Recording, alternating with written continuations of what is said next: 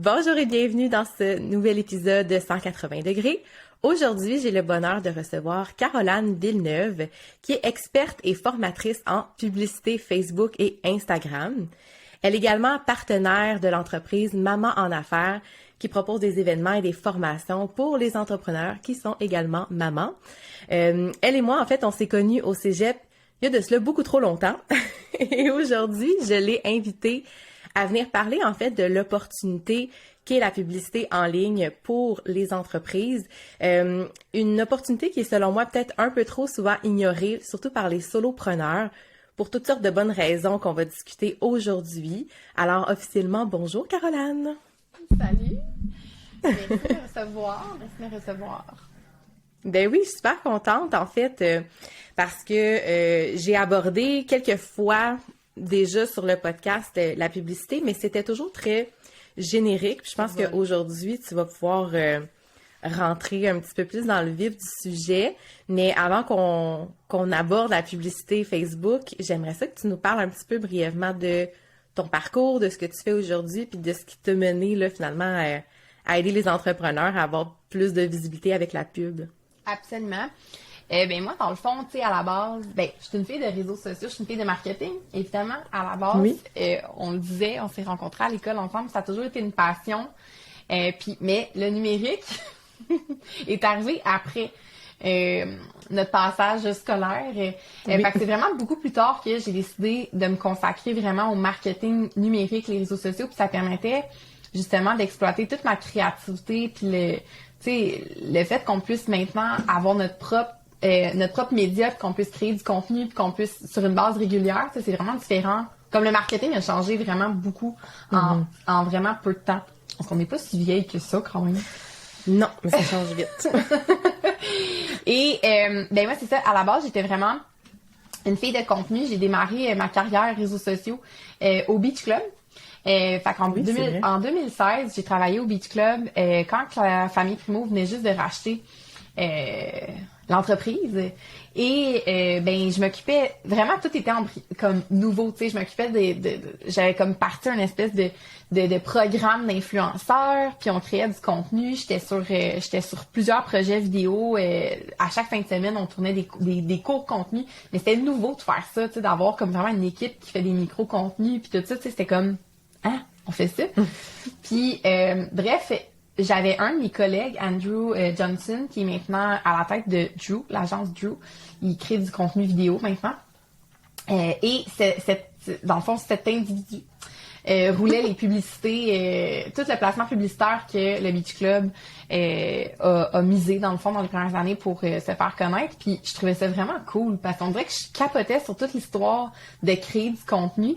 Mais je trouvais ça tellement hot qu'on puisse mettre un média ciblé, c'est comme un média payé, mais ciblé en arrière, puis qu'on puisse un peu contrôler la portée là, des contenus. Fait que dans ma tête, c'est comme, t'as investi pour créer autant de contenu, comme pourquoi pas investir pour comme justement rentabiliser la patente puis contrôler un peu où est-ce que ton contenu va se retrouver, tu sais. Fait que ça, je trouvais ça comme... c'est tellement différent que, tu sais, mettons, les médias traditionnels, tu sais. Ouais.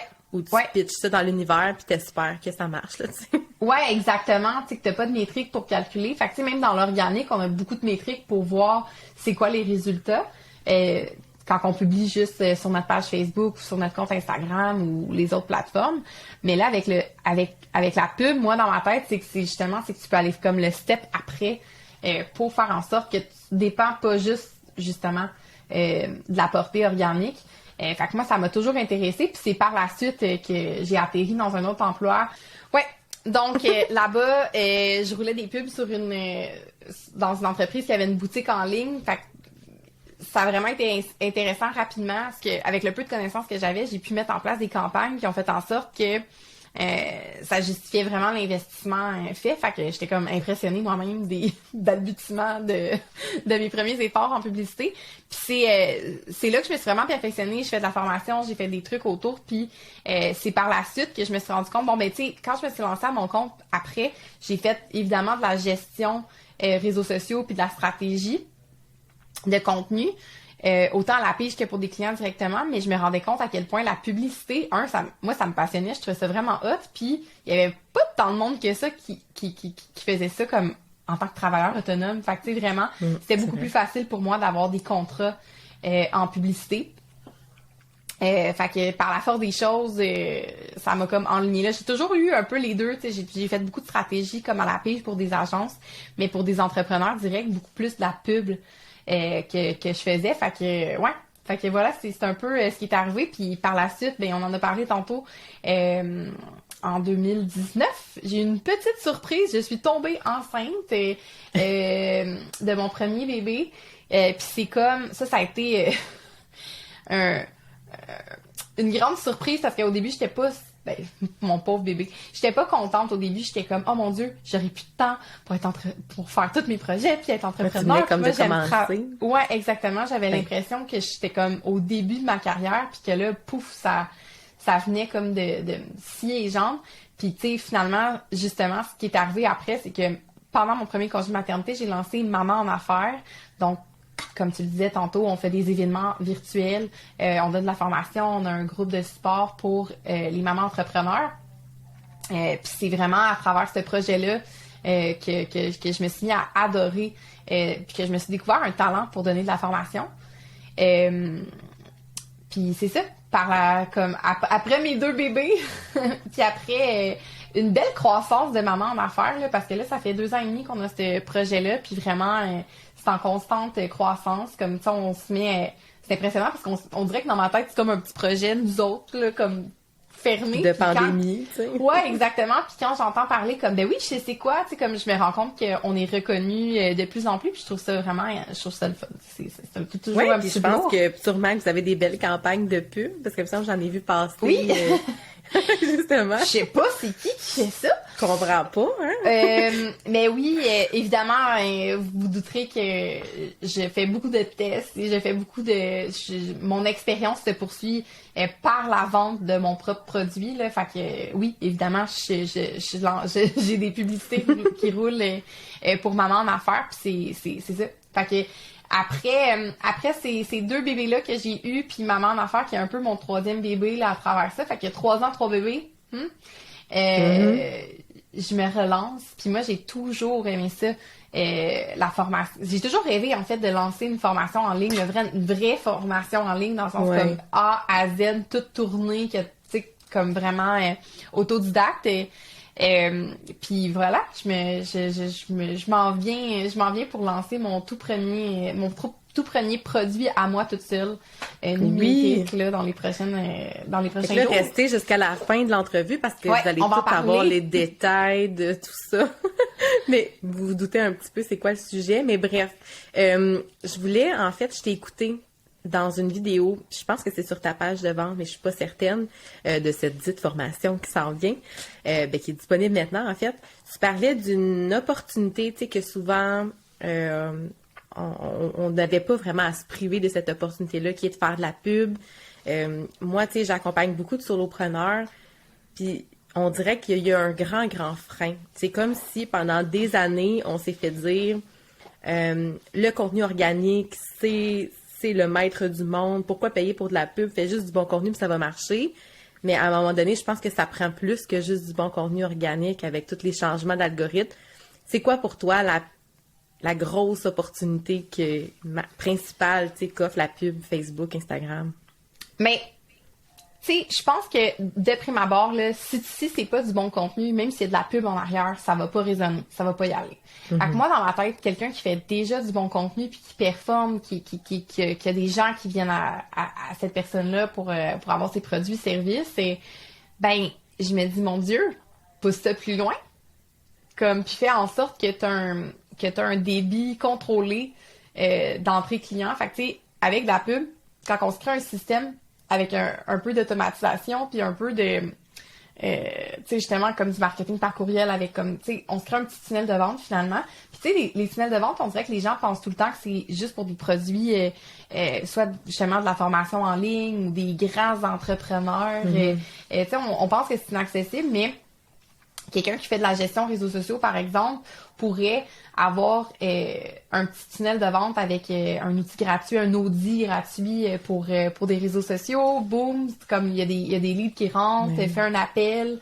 Dans cet appel découverte-là, ben il y a comme un pitch tu sais, qui peut se créer. Puis tu sais, comme il y a une espèce de systématisation qui peut se faire pour faire en sorte que tu dépends pas de l'organique, tu dépends pas que quelqu'un t'écrive parce qu'il est intéressé à travailler avec toi. Tu crées un tap tout le temps ouvert que tu peux ouvrir, fermer. Puis moi, c'est vraiment dans des moments, tu sais, on le sait, à la pige, travailleur autonome, des fois, on dirait qu'on va avoir comme tout le monde en même temps qui veut travailler avec nous. Puis il y a d'autres moments où ça va être comme silence radio, puis là, c'est un peu anxiogène parce que tu dis, Colin, je vais faire quoi dans les prochains mois, pis tout ça. Puis moi, je trouve que de se mettre ce genre de système-là en place, ça fait en sorte qu'on a le contrôle sur la situation. Puis avoir ce genre de système-là en place pour des travailleurs autonomes, ça fait en sorte que tu peux peut-être plus choisir aussi avec qui tu travailles. Parce que justement, le tap est élevé, puis tu peux mettre plus tes limites, puis faire en sorte que tu travailles peut-être moins souvent avec tu sais, comme tu prends moins ce qui passe. Tu as plus de choix, puis c'est une belle liberté parce que tu peux être mieux payé. Tu peux avoir plus de plaisir avec tes clients parce que le ciblage puis l'espèce de tunnel de vente que tu vas avoir créé va filtrer les clients que tu as moins envie de servir. Donc, tu sais, moi, dans ma tête, comme c'est juste, je sais pas pourquoi que la publicité, je sais pourquoi la publicité a mauvaise presse. Il y en a qui s'en ont mal servi. Puis il y en a surtout qu'ils l'essayent, puis ils l'essayent peut-être pas assez longtemps, puis ils l'essayent mal. Puis en fait, ils ont l'impression d'avoir dépensé de l'argent dans le vide. Mais vraiment, c'est bizarre parce que la question du budget, on va y revenir plus tard, mais tu sais, ce que j'ai remarqué, c'est qu'il y a beaucoup d'entrepreneurs, tu sais, dans l'industrie que je dessert, qui sont comme super appelés par toutes les offres de coaching, par toutes les formations, puis ils en achètent, mais quand vient le temps d'investir pour de la pub, c'est trop cher. Ouais. Fait que tu sais, je sais pas, tu sais, il y a quelque chose que je me dis, dans la répartition, tu sais, de ton budget marketing, c'est correct de te former, il faut se former.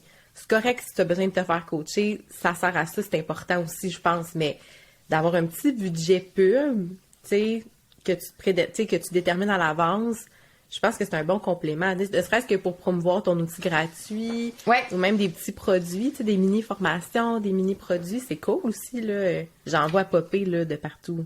Ben exactement, puis tu sais, il faut se rappeler que ce genre d'affaires-là, justement, des outils gratuits ou des offres qu'on a, ou tu sais, comme je disais tantôt, un audit gratuit ou des appels découvertes ou des choses comme ça, plus t'es tôt dans ton parcours client, dans ce que tu essaies dans ce que tu décides d'aller injecter du trafic, le moins que ça te coûte cher. Fait que tu sais, avoir des appels découvertes, ça va coûter plus cher que de faire télécharger un outil quelconque là, pour faire des calculs ou pour tu sais, comme des vidéos, une série, un petit programme gratuit. Fait que tu sais, ou un webinaire, tu sais. Mais tu sais, l'idée c'est que justement, tu sais, si t'as pas beaucoup de budget, ben créer un parcours client que c'est vraiment à l'entrée que tu vas aller injecter du trafic, puis tu sais, comme au moins teste-le.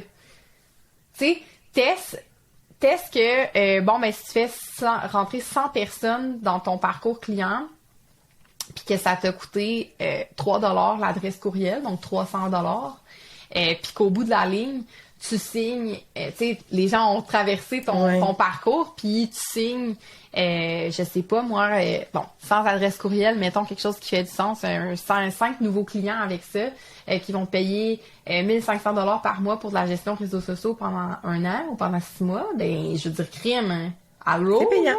Ben c'est oui, payant, tu sais. Fait que moi, dans ma tête, puis je comprends la réticence, là, tu sais, je veux dire, moi aussi, quand j'ai démarré, j'étais comme, ben non, je vais pas faire ça, tu sais, je m'en parlais sur les réseaux sociaux, je vais parler aux gens que je connais, on veut tout faire, on veut tout appuyer sur les solutions gratuites, puis c'est super normal, mais je pense que quand on traverse un certain step, tu sais, je pense que pour les travailleurs autonomes, là, quand t'es rendu au step où ce que, organiquement, t'as des clients, ça va bien, c'est cool, mais justement, t'as pas tout le temps un débit régulier, puis tu choisis pas tout le temps avec qui tu travailles, je pense que c'est le bon step. Comme tu as de l'argent qui rentre, prends une partie, puis investis, puis crée quelque chose avec ton système d'entrée qui fait en sorte que tu as une meilleure qualification puis curation là, de tes clients. Là, ben oui, c'était justement ça, en fait, ma question pour toi. C'est comme, est-ce que, tu sais, Moi, je dis toujours à mes clientes que s'ils viennent de commencer, c'est pas le bon moment d'investir parce que ils ont rien testé. Tu sais, exemple, ton outil gratuit en organique, est-ce qu'il fonctionne? S'il fonctionne pas, tu sais, ça sert à rien de payer. Mais est-ce que pour toi, tu as des cas, mettons, une entreprise qui se lance, c'est sûr que là, travailleur autonome, professionnel ou, tu sais, solopreneur, c'est différent, là. C'est sûr que une entreprise qui se lance, je veux dire, j'imagine qu'ils payent de la pub, ça, tu sais, une entreprise plus traditionnelle, ça fonctionnerait. Mais selon toi, tu sais, c'est-tu une question de où t'en es dans l'évolution de l'entreprise ou c'est plus par rapport au modèle d'affaires? Tu sais, y a-tu comme le modèle d'affaires qui joue beaucoup dans quand tu commences? À mon sens, tu peux commencer avec de la pub. Faut juste, tu sais, moi, dans ma tête, là, quelqu'un qui ferait comment, je sais pas. Je te donne un exemple. Je suis psychoéducatrice, je travaille à temps plein, mais j'aimerais ça monter une formation pour aider les parents avec des enfants d'âge scolaire, blablabla. Ben, tu sais, cette psychoéducatrice-là, comme, as-tu vraiment le temps, là, de faire comme ultra beaucoup de contenu sur les réseaux sociaux, puis de vraiment avoir quelque chose tu sais, non. Ouais. Est-ce qu'elle a le temps d'avoir un minimum pour que le monde tombe sur sa page Instagram ou sur sa page Facebook puis fasse comme ah ok ça fait du sens, ok ça résonne avec moi le type de contenu qu'elle fait? Ben tu sais c'est un minimum. D'arriver sur un compte vide c'est plate, tu sais c'est comme ok. Donc moi je pense que quand on dit à quelqu'un tu sais installe le minimum pour avoir une crédibilité puis faire en sorte que quand les gens ils tombent sur comme ton compte Instagram ou tes choses ben t'as pas l'air tout nu, là, tu sais, il y a du contenu. Oui, j'avoue. Mais quand même, ça peut être assez rapidement mis en place pour faire en sorte que cette personne-là, justement, regarde, t'as un outil gratuit pour, je sais pas, moi, genre un atelier à faire avec les enfants pour initier quelque chose ou peu importe. Puis là, ben, tu lances une publicité. Oui, tu peux le lancer en organique sur tes choses, mais en parallèle, tu peux le lancer en publicité. Puis, ça va générer tes premières adresses courriels, puis ça va faire en sorte que tu peux commencer à avoir une petite stratégie d'infolette, puis tu sais, tu peux comme construire plus rapidement à cause que tu te bâtis des outils plus rapidement. Fait que tu sais, d'attendre des fois en organique, comme ça dépend tout le temps du temps que tu as devant toi, puis qu'est-ce que tu veux faire, puis aussi les ressources, tu sais, si tu as de l'argent à investir, je vois pas pourquoi que ça pourrait pas être fait, mais effectivement, de valider certaines offres en organique juste pour voir est-ce que ça résonne, c'est bien. Ceci dit, des fois, quand tu vas aller chercher un nouveau marché, c'est intéressant de faire de la pub parce que ton organique, tu vas avoir une niche en particulier. Là, si tu te dis que moi, je suis psychoéducatrice, puis tout d'un coup, je sais pas pourquoi, là, je développe une affaire pour les préadolescents, ben probablement que si son contenu qui est fait pour les enfants de jeune âge scolaire, ben ça va moins comme, tu sais, je veux dire, elle va lancer son produit pour les préados ou pour les bébés ou peu importe, puis ça marche pas. Fait qu'elle a besoin d'aller faire de la pub pour aller chercher cette nouvelle audience-là puis aller tester. Fait que, tu sais, moi, des fois, même des tests, si on est disposé à vouloir payer, tu sais, on fait comme, OK, moi, je prends un 500$ puis je teste cette offre-là, je teste ce nouvel outil gratuit-là, juste pour vérifier si ça résonne avec les gens. C'est sûr que de faire ça, souvent ça va coûter plus cher du résultat parce que c'est vraiment à froid puis on n'a pas d'autorité dans ce marché-là. C'est vraiment comme salut, oui, je suis psychoéducatrice, mais c'est tout nouveau que je fais quelque chose pour les préadolescents.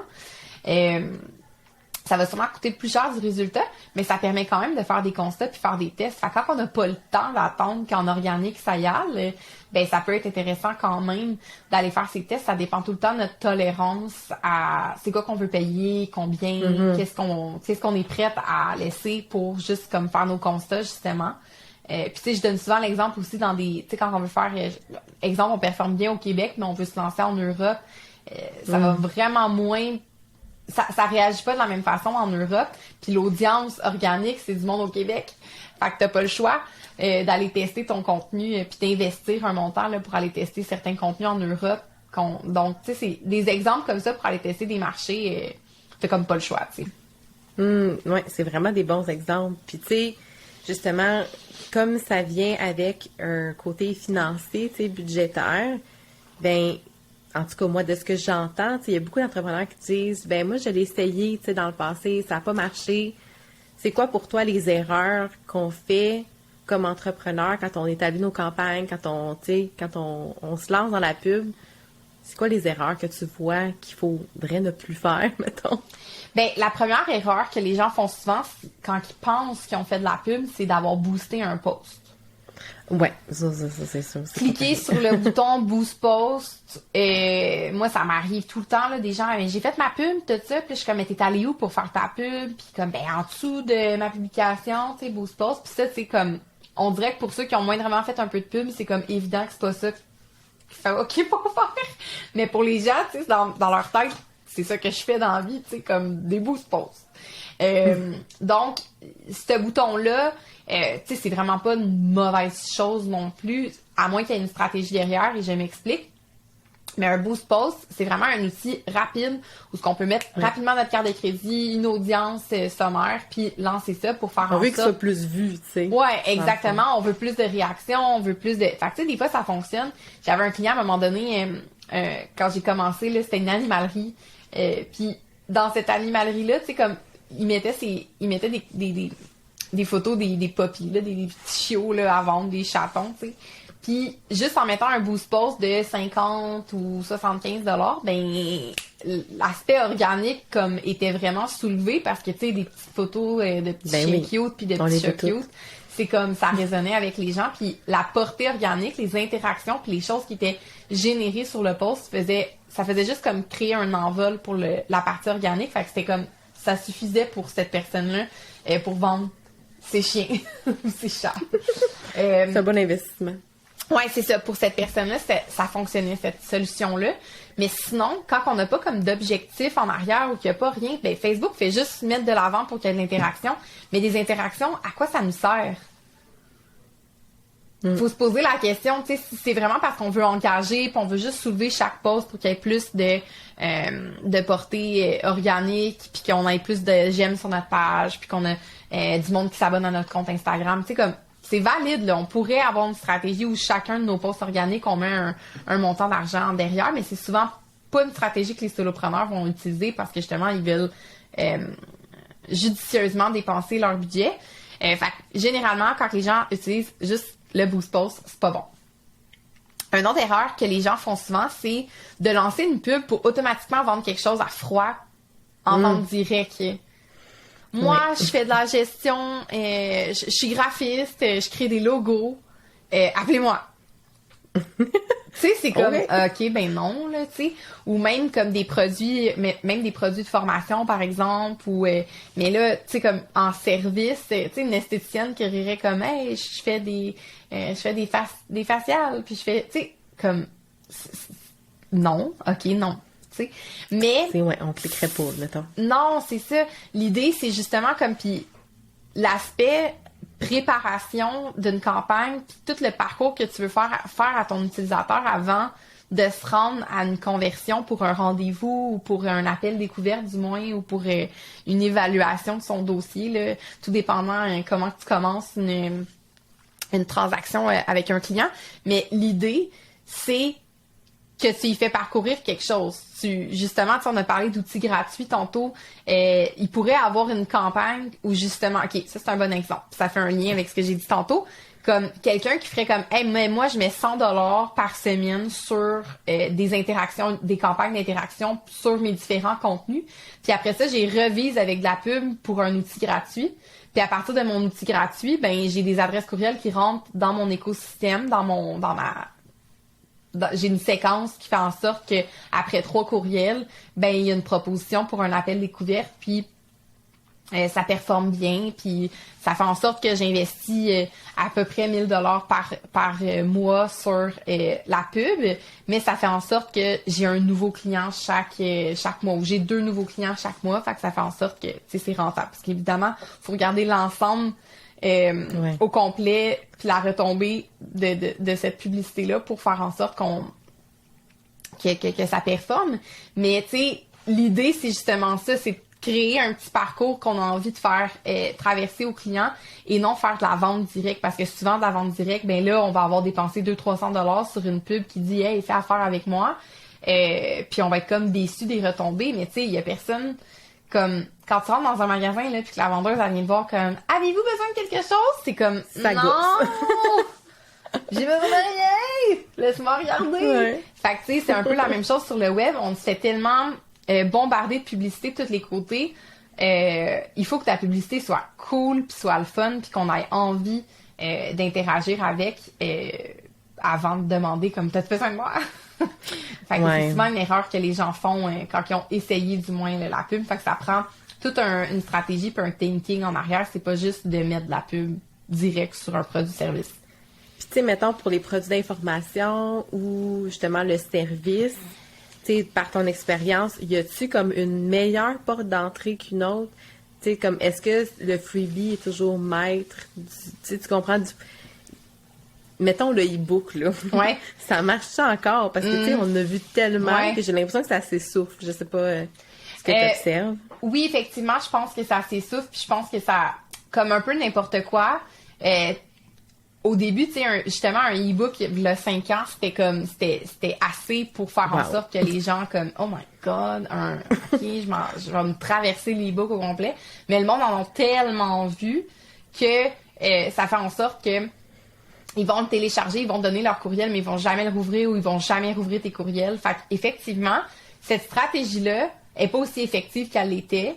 Fait que ça prend beaucoup de créativité, puis il faut énormément offrir de valeur dans l'outil gratuit. Il faut vraiment comme qu'on tape dans notre rédaction, dans comment qu'on véhicule le message de notre fameux outil ou notre lead magnet, l'espèce de transaction qu'on fait. Le copywriting aussi, ouais, ça doit être bon. Exactement. Faut que tu tapes exactement dans le problème de la personne pour faire en sorte que la personne voit une valeur ajoutée à consommer, elle ait envie de le consommer puis qu'elle fasse comme OK. Parce que moi, je te donne un exemple. C'est assez récent dans mon existence que je peux faire mes nuits complètes à moi.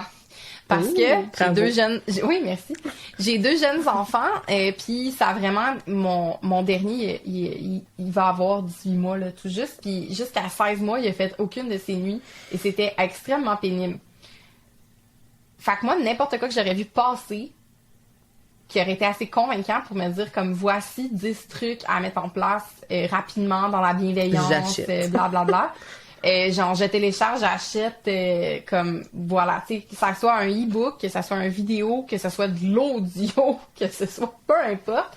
Fait que moi, je pense que dans la création d'outils gratuits, puis c'est drôle parce que ça me tracasse beaucoup là, de me dire, j'aimerais ça faire un atelier comme sur genre les outils gratuits justement pour que le monde sorte un peu genre du webinaire, outils, e-book, tu sais, comme que ça soit justement qu'on se concentre sur qu'est-ce que tu peux véhiculer à la personne qui va changer son existence, puis que la personne après ça, elle va être vraiment agrippée, puis la valeur va tellement être haute sur quelque chose de gratuit que la personne ça va avoir une certaine réciprocité, puis elle va se dire comme OK, imagine si je travaille avec. Fait que tu sais, une consultante en sommeil, exemple, qui aurait quelque chose qui est de valeur haute, que juste les quelques petites affaires que j'ai mis en place ont fait en sorte comme oh mon Dieu, comme ça l'a déjà, genre mon problème n'est pas réglé, mais j'ai une partie du problème de fait, j'ai envie de travailler avec elle, ben tu sais, c'est un peu l'idée là, tu sais, fait que des fois je trouve que les gens faut pas prendre les gens pour des cons là, tu sais, dans le sens où faut pas donner une adresse courriel contre quelque chose de bof parce que vraiment comme tu viens de scraper un peu la relation ou les chances que la personne te fasse confiance pour l'étape suivante, tu sais. Ouais.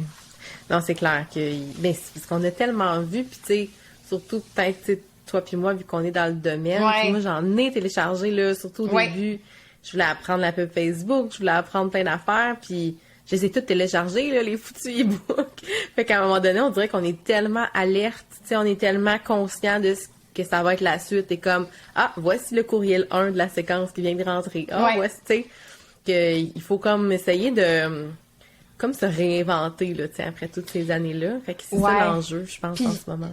Aussi, genre, moi, faut désystématiser, là, tu sais, dans le sens où comme c'est contre-intuitif, qu'est-ce que je veux dire, mais on dirait que des fois, on pense qu'il y a tout un système, puis on va lire des livres que c'est comme, OK, le courriel 1 de la séquence 1, faut que ça explique ça, puis ça fasse ressentir ça à la personne. La séquence 2 doit parler d'une expérience, tu sais, comme, quand on essaye de trop se coller à quelque chose d'existant, à une formule, à une procédure de ce type-là. Des petites méthodes toutes faites, c'est ça. Ouais, exactement. Moi, je me rends compte que ça peut être décevant parce que, tu sais, c'est pas parce que un dude aux États-Unis parle comme ça dans ses courriels à des hommes entre 40 et 60 ans que toi, tout d'un coup, tu t'adresses justement, comme moi, à des mamans entre 20 les 55, puis que tout d'un coup, tu adoptes cette méthode-là, puis des fois, comme ça, tu sais, ces affaires-là vont avoir un style un peu pushy, pis tout ça, puis au Québec, on aime pas ça se faire brusquer,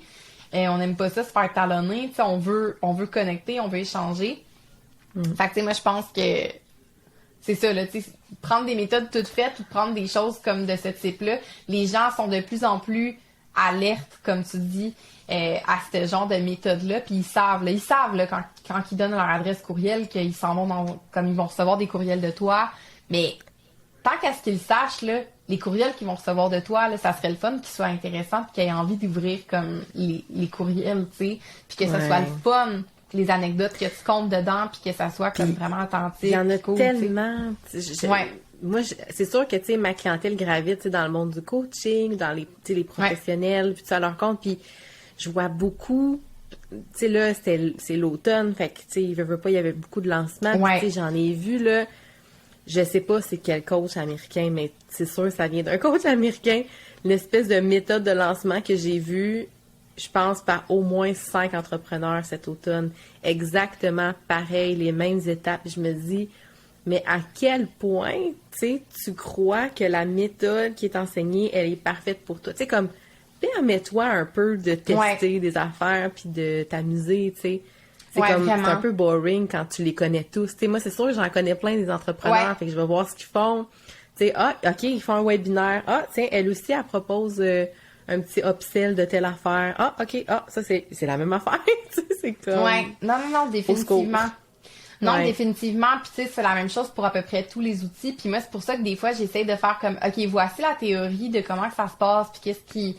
Mais avoir des templates tout faits, genre de landing page, des templates, justement, genre de parcours, moi, j'aime mieux faire comme, voici un parcours qui pourrait fonctionner, mais comment tu pourrais le rendre intéressant, tu sais, c'est quoi ta valeur ajoutée, puis tu sais, je veux amener les gens à se questionner sur ce genre de choses-là, parce que même au niveau des pubs, tu sais, oui, il y a des pubs il y a des tendances, puis on a juste à penser aux tendances organiques, parce que, tu sais, évidemment, une bonne pub, c'est quelque chose qui ressemble à de l'organique, fait qu'en ce moment, des pubs qui ressemblent à des Reels, ça performe bien, c'est ça que les gens aiment regarder sur les réseaux sociaux présentement, fait que c'est le plus natif, puis le plus intégré là, que tu peux créer ton contenu, le mieux, puis ça, c'est une super bonne nouvelle pour les gens avec comme des moins gros budgets, parce que on dirait qu'avant on avait la préconception qu'il fallait investir sur la création de contenu pour la campagne publicitaire. Fait que là, c'était comme, OK, il faut que j'investisse du média, faut que je paye la personne qui graphiste, crée la campagne. Puis là, c'est ça, ça me prend un graphiste, ça me prend ci, ça me prend ça. Tandis que maintenant, les réseaux sociaux, en tout cas dans les 2 dernières années, autant Instagram que les autres plateformes, on dirait que genre le contenu créé à main, tu sais, mettons du contenu qui ressemble à des stories. Oui, ça peut être boboche, puis c'est comme super accepté. Puis tu sais, même sur Instagram, tout ce qui a des presets, puis qui est super léché, tu sais, le monde qui sont portés à moins aimer ça, là, à moins que ça soit un photographe, que ça soit quelqu'un, genre, que ça se prête à sa carrière, mais si je pense que c'est TikTok qui a amené ça. Ouais, TikTok, le c'est côté un peu raw, raw, là, ouais, exact. Fait que oui, ben, c'est pas une mauvaise nouvelle, parce que ça veut dire que... C'est plus simple. Ouais, puis c'est souvent les contenus qui génèrent le plus d'intérêt, parce que justement, les gens, ils ont l'impression de consommer quelque chose d'organique et non une pub comme telle. Fait que ça, c'est une super nouvelle là, pour les gens. Ça veut dire que ta création de contenu pour tes campagnes publicitaires, ça peut être toi avec ton sel dans ton salon qui jase de quelque chose, qui s'en va écrire quelques liners sur Canva, puis boum, boum, boum, merci, bonsoir, tu t'en vas mettre ça dans ton gestionnaire, tu sais. J'aime ça. Mais là, Caroline, là, on va parler de cash. On va parler du budget, parce que je veux vraiment qu'on ait le temps d'en parler. Parce que on a dit c'est un irritant, surtout pour les solopreneurs, travailleurs autonomes. Ah, mais j'ai pas le budget pour ça, ça coûte trop cher. En termes de budget pour une campagne, un solopreneur ou quelqu'un aussi qui fait de l'info, des produits d'information, genre des formations en ligne, des programmes de groupe et tout ça. Comment on fait pour calculer, concevoir le budget qu'on a à investir? Comment ça fonctionne, selon toi? Je suis contente que tu me poses la question, parce que justement, je parlais avec quelqu'un la semaine dernière qui est spécialisé dans justement les automatisations, puis tu sais, comme tout ce qui est système. Puis on veut préparer justement un webinaire. Peut-être que si je développe l'outil, je t'enverrai le lien là, pour que tu lis ça au podcast quand ce sera prêt. Là, je te reviens là-dessus. Mais j'aimerais ça développer un outil justement qui pourrait aider à faire des simulations. Tu sais, c'est quoi le prix de ton offre finale? Combien que tu penses que tu peux convertir? Tu sais, comme un peu genre chiffrer ton tunnel de vente pour donner un peu l'idée aux gens de OK, combien il faut t'investir pour faire tes tests puis tout ça. Mais moi, ce que j'aime dire, c'est en général, tu peux commencer avec un 500 à 1000 $ juste pour faire tes tests, connaître tes coûts d'acquisition, connaître tes coûts de clé, connaître combien de personnes, comme si j'investis 100$, il y a combien de personnes qui viennent sur mon site web, sur ces 100 personnes-là que j'ai ciblées de telle façon, comme il y en a combien qui se rendent à remplir le formulaire, tu sais, comme avoir des constats sur tes coûts, combien ça te coûte d'aller chercher des adresses courriel, combien ça te coûte de faire télécharger justement un outil gratuit ou une inscription à un webinaire, ou tu sais, d'avoir vraiment comme du data sur tes chiffres, comme c'est combien que ça te coûte. Puis après ça, une fois que tu as ces coûts-là, tu as une bonne idée que dans ton domaine, pour ce que tu offres, avec ton ciblage, dans ta région géographique, avec ta couleur, tes façons de faire, tout ça, tu es capable d'avoir ces résultats-là, c'est tes résultats à toi. Mais là, après ça, tu es capable de dire comme, quand j'ai besoin d'avoir 2 nouveaux clients, à la lumière des résultats que j'ai en ce moment, j'ai besoin d'investir tant. Fait que c'était 500 à 1000 $ là, c'est juste pour faire des tests, puis c'est pour vérifier tes coûts. Puis après ça, tu es capable de prendre des décisions par rapport à ça parce que tu dis, OK, aller me chercher un client, ça me coûte environ 300 $. Fait que quand j'ai besoin de 2 nouveaux clients, 3 nouveaux clients, mais je peux investir un 500 à 1000 $ dans mon mois pour onboard 3 nouveaux clients. Ou tu sais, pour la vente de formation en ligne, c'est la même chose, tu sais. La vente de formation en ligne, tu prends ton premier 500 à 1000 $ pour investissement. Puis tu sais, l'idée, là, c'est de monitorer les campagnes pour justement avoir une retombée. Fait avec la formation en ligne, c'est encore plus facile parce que la transaction se passe sans toi. Tu vas regarder, tu sais, tu fais en sorte que tu as un retour sur investissement tout de suite. Fait que si une campagne te donne du 10 pour $1, fait que mettons tu investis 100 $, tu as 1000 $ de revenus, tu sais, le calcul il est facile à faire, puis tu peux réinvestir l'argent que tu as gagné, tu sais, pour comme créer ta bulle. Fait que tu sais, des fois là, mon lancement, j'ai investi 10 000 $ dans mon lancement pour avoir tant de résultats. Le monde c'est comme mais j'ai pas 10 000 $. Mais ces gens-là qui investissent 10 000 $, là, souvent c'est un premier 1000 qui ont investi, qui ont eu des revenus, puis ils ont fait comme, là, en ce moment, ça roule. Fait qu'à chaque 100$ qu'on investit, on a un 1000 qui revient. Fait que continue. Fait que, tu sais, l'idée de voir ça plus grand que c'est que t'attends d'avoir des revenus avant de faire rouler la patente. Tu fais pas juste upfront un 3000$ de pub, tu sais, t'attends d'avoir des résultats. Mais je dirais qu'il faut être prête à perdre, entre guillemets, investir ce premier 500 à 1000 $ là, parce que ça se peut qu'il n'y ait pas des résultats concluants ou intéressants avec ce premier montant-là, mais ça va donner des constats, tu sais, c'est une zone de test. Mais moi, je trouve ça super intéressant parce qu'après ça, tu as ton data pour prendre des décisions subséquentes, puis je pense que c'est ça qui... Faut le voir comme ça. Je vais connaître mon data, après, je suis capable de prendre des décisions, tu sais. Fait que, dans le fond, on n'est plus vraiment nécessairement au conseil d'antan, si on veut, du 5 à 10 $ par jour. Je pense, de ce que tu vois, est-ce que, j'imagine que c'est une question aussi de couverture, là, tu sais, de la taille de l'audience qu'on veut rejoindre. Mais ça, c'est sûr. Puis, tu sais, comme, oui, puis c'est drôle parce que moi, je mets tout le temps mes campagnes, comme quand je fais du test, c'est tout le temps des montants par jour qu'on met parce que c'est un peu comme ça là, que Facebook fonctionne quand on programme nos campagnes, puis quand on veut faire nos tests, puis qu'on veut fermer certaines affaires, tout ça, c'est tout le temps du budget quotidien. Mais ce 500 à 1000 $ là, c'est tout le temps comme le budget que les gens se mettent en tête pour un peu accepter qu'ils vont aller essayer de la pub. Mais en réalité, ça fonctionne pas comme ça. C'est pas un 500 que tu fais comme spread ça comme tu veux, je fais des tests. Non. Oui, effectivement, c'est du budget quotidien. Puis tu sais, moi, ce que je suggère, c'est pas nécessairement 5 à 10 $ comme de montant total, mais plus un 5 $ par audience. Fait qu'exemple que t'es un graphiste, là, pour suivre notre exemple qu'on disait tantôt. Tu sais, tu pourrais avoir une audience de gens, tu sais, tu pourrais avoir, mettons que c'est pour un outil gratuit ou un Audi ou peu importe, là, quelque chose qui se ferait du sens pour un graphiste. Puis dans le fond, il y aurait comme 3 ou 4 campagnes à 5 $ par jour, donc 20 $, ce qui est pas non plus, tu sais, 20 $, c'est un dîner au restaurant, là, tu sais, c'est pas comme non plus la mer à boire. Fait que, tu sais, 4 audiences à 5 $, puis tu testes, puis tu vois laquelle qui va le mieux, puis là, tu sais, tu fais tes campagnes de test en fonction de ça. Mais tu sais, ton test, il va prendre 4-5 jours, fait qu'il faut que tu sois prête à dépenser ce premier comme 100 $ là, donc, tu sais, comme ton 20 $ pendant 5 jours, pour après ça aller fermer certaines audiences ou changer certains paramétrages pour aller chercher des résultats plus intéressants, là, tu sais. Mais pour aller chercher des adresses courriels ou pour de l'outil gratuit, du moins, j'aurais tendance à dire 5 $ par audience.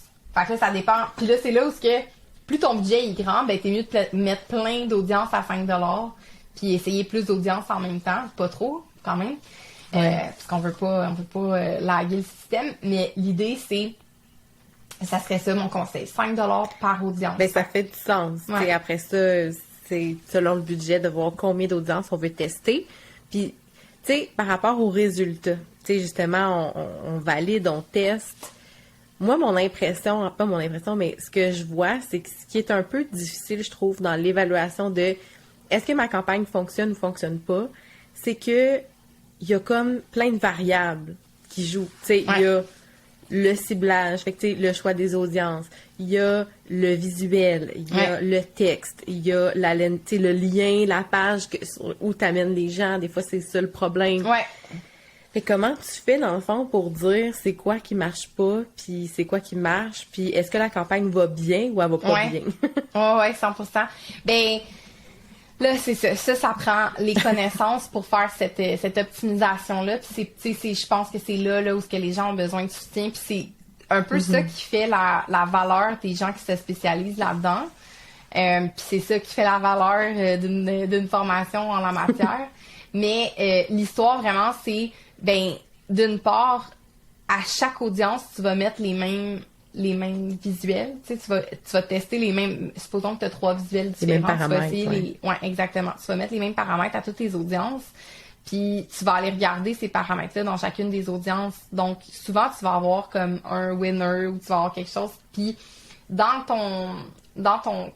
ta façon de monter tes campagnes, il y a des façons pour aller à même la même publicité, changer certains mettre des trucs dynamiques comme, tu sais, mettre trois sortes de titres différents, 3 sortes de textes différents sur le même visuel. Fait que tu peux monter cette campagne-là. Fait que toutes tes audiences subissent le même test, puis Facebook va déterminer lui-même qu'est-ce qui fonctionne le mieux, puis va afficher ce qui fonctionne le mieux par lui-même. Fait que ça te permet genre d'éliminer un peu une zone de texte parce que Facebook fait lui-même les tests pour les textes et titres. Fait que là, après ça, toi, t'as juste à superviser, mettons, tes visuels, puis tes audiences. Mais c'est principalement, je te dirais que le premier filtre, là, la première affaire, c'est vraiment de regarder le budget par audience. Puis c'est vraiment ça qu'on va aller bouger en premier parce que Facebook fait un peu le reste, là. Mais il y a une façon de monter les campagnes pour que ça fait ça, mais Facebook s'occupe un peu du reste. Fait que, tu sais, après ça, ben oui, comme tu pourrais faire 100 visuels par offre, mais là, l'idée, c'est vraiment juste de en amont créer le visuel pour ça, là. C'est ça. Puis, tu sais, au final, la réussite de la campagne, tu sais, ça reste, est-ce que tu as suffisamment de leads? Est-ce que tes leads sont rentables? Ouais. Puis, est-ce que t'as-tu plus de clients qui arrivent, tu sais? Ultimement, c'est un peu ça, là. Puis, c'est sûr qu'après, tu peux maximiser puis faire avec des gens ou juste apprendre davantage. Mais je pense que c'est pour ça que la partie organique reste importante parce que une fois que les gens t'ont découvert, ben ils vont aller suivre ta page, puis là, ils vont continuer à te suivre sur différents contenus, ils vont recevoir des courriels de toi. Il y a comme une espèce de zone de séduction qui se fait toute seule, qui fait en sorte que les gens qui vont vraiment comme se commettre ou comme s'en aller en appel découverte, souvent, c'est pas seulement par une pub que ça va avoir été fait. Ils vont avoir consommé un outil gratuit, ils vont avoir regardé des trucs sur Instagram, ils vont avoir connecté un peu, fait que ça permet. La stratégie organique autour va quand même permettre un filtre là, sur ce qui rentre. Mais effectivement, au bout de tout ça, au bout de la campagne, non, c'est pas juste des leads, c'est pas juste comme, hey, j'ai 100 adresses courriel, yes, comme je mets un pourcentage là-dessus, ça veut dire me convertir, poup, poup, poup. Non, tu sais, l'idée, c'est justement de qualifier comme, hey, en faisant ces ciblages-là, puis en faisant ce genre de choses-là, j'ai obtenu des adresses courriel à 3$. Combien j'en ai converti? Est-ce que je suis allée chercher mon client idéal de cette façon-là? Puis des fois, peut-être qu'une autre campagne va faire en sorte que ça va coûter 5$ l'adresse courriel. Puis là, tu te dis, mon Dieu, c'est cher pareil, tu sais. Mais ça va convertir, puis ça va être totalement dans le cap. Ouais, exactement. Puis en plus d'être qualifié, ça va être vraiment comme du monde avec qui ça va comme fonctionner à 100%, parce que le parcours va avoir été idéal, puis comme pour se rendre à vous, ça va avoir fonctionné. Fait que, tu sais, ça, c'est, encore une fois, ça, c'est le marketing numérique, mais tout est des tests, tout est, tu sais, faut essayer des choses, puis on est en constante évolution, justement, pour améliorer. Puis, tu sais, des fois, puis là, ça, c'est une autre affaire, je me suis rendu compte, on dirait que les gens, ils ont un stress de la technologie quand ils regardent, comme, tout le système, puis toute la chose à mettre en place. Puis, tu sais, l'idée, c'est pas de le voir comme ça.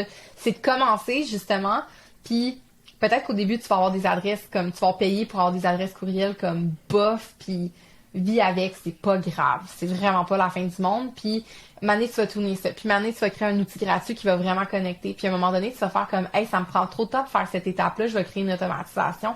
Puis, OK, là, je vais me partir une infolette parce que là, je commence à avoir pas mal de courriels. Puis, ça serait vraiment cool que j'ai une infolette comme redondante. Je vais commencer une fois par mois. Puis, tu sais, l'idée, c'est de construire comme ça. Puis, l'idée, c'est pas de s'embourber de travail puis faire en sorte que notre marketing nous prend plus de temps que notre service qu'on offre, mais plus de monter quelque chose qui fait en sorte que ça fonctionne. Tu sais, moi, ma vision idéale de la pub, c'est justement, ça peut t'enlever une charge de travail organique parce que t'as comme tout le temps quelque chose qui roule, tu peux te concentrer. Le développement des affaires. Ouais, exactement. Le développement des affaires fonctionne tout seul. Tu peux te concentrer à offrir ton service puis tu peux un peu contrôler l'affluence. Fait que, tu sais, moi, c'est ce que je vois, là. Ça va toujours être moins cher qu'une pleine page dans la presse plus. On va se dire absolument. On va se garder, on va se dire ça. 100%. Ouais, vraiment. Fait que là, j'espère que ça a titillé ceux qui écoutent le podcast à se lancer puis à tester des affaires. Puis justement, pour ceux et celles qui aimeraient se lancer en pub Facebook, te lancer et tu es en plein lancement de la formation sur la tranchée. Tu peux-tu nous en dire plus? Ben absolument. C'est une formation que j'ai créée comme très récemment, là, mais ça fait 2 ans que c'est dans le pipeline, cette formation-là. Puis justement, tous les changements qu'il y a eu avec Facebook, la plateforme Facebook, Instagram, là, dans les 2 dernières années, puis surtout avec iOS 14, iOS 15, là, les changements du système d'exploitation au niveau d'Apple, ça a fait des différences au niveau du tracking puis des coûts de publicité.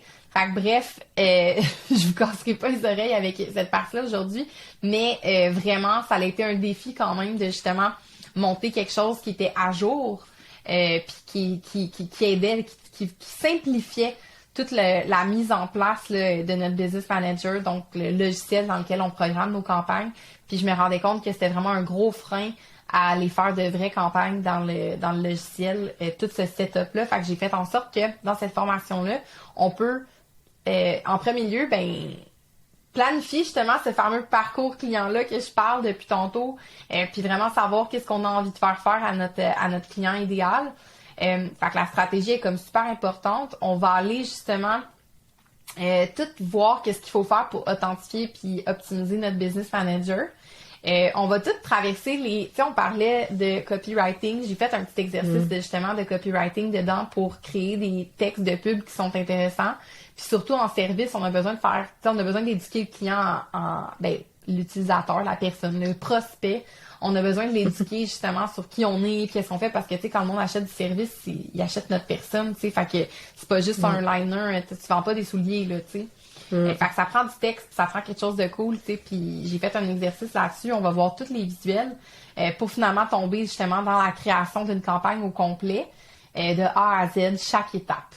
Et après, on analyse puis on optimise nos campagnes. Fait que, ouais, j'ai créé une formation qui est... en fait, je la voulais accessible, je voulais vraiment démocratiser la publicité puis faire en sorte que les gens ils peuvent mettre ça en place sans nécessairement passer par des grandes agences là, de pub là, pour faire ça. Exact, qui vont doubler souvent les frais, le budget de campagne. Là. Exactement. Ce qui fait en sorte que des agences comme ça, c'est le fun pour des grands e-commerce ou pour des grandes marques, mais pas nécessairement accessible pour des solopreneurs. Fait que je voulais rendre ça accessible pour ces gens-là. Exact. Alors, si la formation, t'intéresse, je vais mettre le lien direct dans les notes de l'épisode. Comme ça, vous allez pouvoir aller zioter le détail de la formation. Puis moi, dans le fond, je vais la suivre, ta formation, Caroline, parce que je veux me mettre à jour. Ça fait longtemps que... Tu sais, on a suivi, en fait, toutes les deux la formation initiale d'Olivier Lambert sur la tranchée en 2016. Puis c'est ça que je te disais avant de l'enregistrement, tu sais. Dans le temps, il y avait comme 2 plateformes pour faire de la pub, il y avait plein d'étapes. Tu sais, pour avoir fait quelques petites campagnes récemment, puis dans les derniers mois, tu sais, j'ai vu l'effort que Facebook a fait de simplifier puis d'accessibiliser un peu la patente. Reste qu'on peut quand même faire n'importe quoi, puis tu sais, c'est ce qu'il faut pas faire, là. Fait que d'où l'importance de se former, là. Mais je pense que, en tout cas, je sais pas ce que toi t'en penses, mais j'ai l'impression que c'est plus accessible, mettons qu'il y a 5 ans, où ça pouvait être assez plus complexe, je pense. C'était peut-être plus rentable il y a 5 ans. Oui, c'est ça qui est... Oui, 100%. En fait, oui, les outils sont peut-être un petit peu plus intuitifs puis un peu plus beaux, un peu plus fun. C'est con. Qu'avant. Mais ce qui arrive, c'est ça, c'est au niveau vraiment comme de toute la... enregistrement de mon domaine, préparation, tu sais, comme, faut peut-être dans le code, puis là, l'intégration avec l'API, puis comprendre, comme, il peut y avoir beaucoup de bugs, comme des événements qui, OK, là, ça se dédouble, puis tu sais, des affaires comme ça qui font en sorte que la personne va se décourager avant même de se lancer. Puis moi, j'aime penser que, bon, ça, c'est le bout de plate, là, d'aller, comme, optimiser pis tout ça, mais je vais le faire comme main dans la main avec toi. Même que la formation, il y a une option autodidacte, mais il y a une option avec du coaching.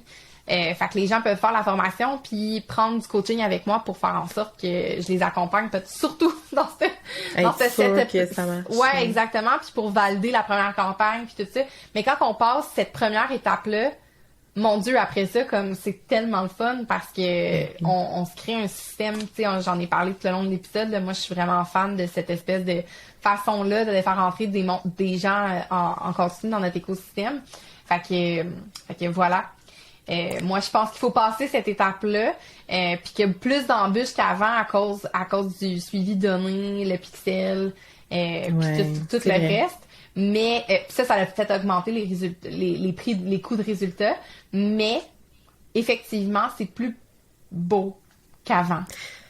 Je pense que c'est plus user-friendly, mais après ça, tu sais, faudrait voir, là. Je me souviens plus exactement ce que ça avait de l'air, mais je me souviens, en tout cas.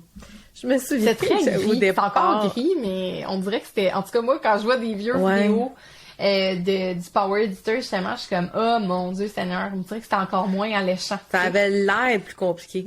Je sais pas si ça l'était, mais ça avait l'air. Fait qu'en tout cas, un gros merci, Caroline, pour la jasette sur la pub. J'espère que ça a donné le goût aux gens des entrepreneurs de se lancer. Oui. Puis tu m'as donné le goût, là, de relancer les campagnes. Fait qu'on se reparle de tout ça très bientôt. Puis je vais mettre le lien vers la page d'inscription pour ta formation.